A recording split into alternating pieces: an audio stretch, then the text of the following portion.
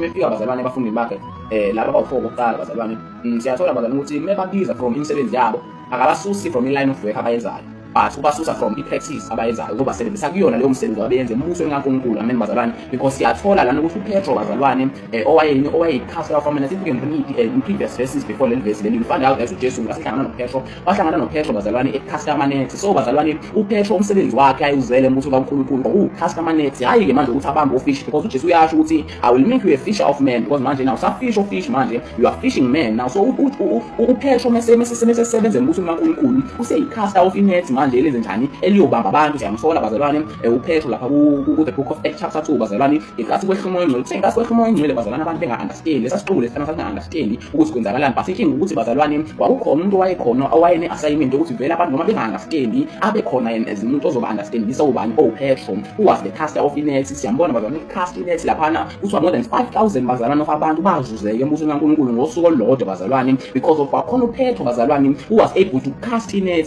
So bazalwane uPetro bazalwane was a caster of permanence, even nama-Gentiles ukuze avuleleke bazalwane ukuthi akwazi ukuthi bazalwane angene embusweni kaNkulunkulu. I-vision yokuthi ayocast inet kubona abadonse bazalwane was coming to Petro bazalwane. Ngaphandle koPetro umcast wamanet bazalwane siyazi kahle ukuthi